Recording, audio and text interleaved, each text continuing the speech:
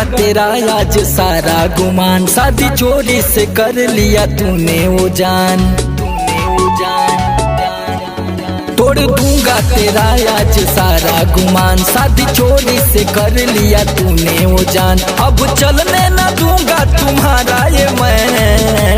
चोरी से नहीं, कोर्ट मैरिज किए हैं। अरे तो हमारे भी मम्मा कोर्ट में वकील हैं। सुनो लभार तेरा बचा दे पैंट माई न्यू हस्बैंड, सुनो लभार तेरा बजा देगा बैंड माई न्यू हस्बैंड। क्या समझे? अरे वो तो पता चल जाएगा कि हम बजाएंगे कि वो बजाएगा।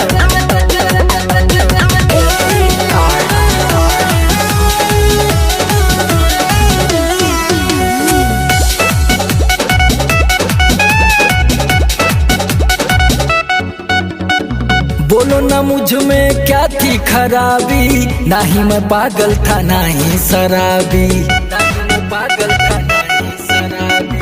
बोलो ना मुझ में क्या थी खराबी, ना ही मैं पागल था ना ही शराबी। तेरे लिए दिल का दरवाजा मेरा बंद है, तुझसे भी ज्यादा अब वो मुझे पसंद है।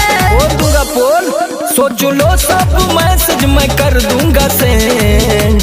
मैं पहले से इनको सब बता चुकी हूँ, टेंशन की बात नहीं। अच्छा वो वाला वीडियो भी। क्या सुनो लभार तेरा बजा देगा पैंट माई न्यू हस्बैंड, सुनो लभार तेरा बजा देगा बैंड माई न्यू हस्बैंड।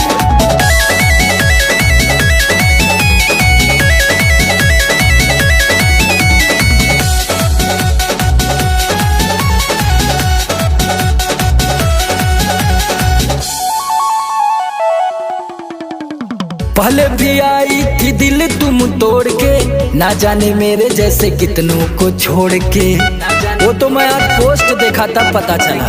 पहले भी आई थी दिल तुम तोड़ के, ना जाने मेरे जैसे कितनों को छोड़ के।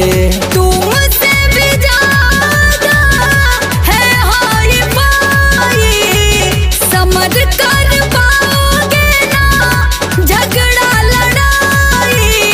निकल लो। मेरा निर्दोष भी एक तेरा है फ्रेंड, अरे याद है कि भूल गई? वो कब का रिजेक्ट हो गया? सुनो लभार तेरा बजा देगा पैंट माई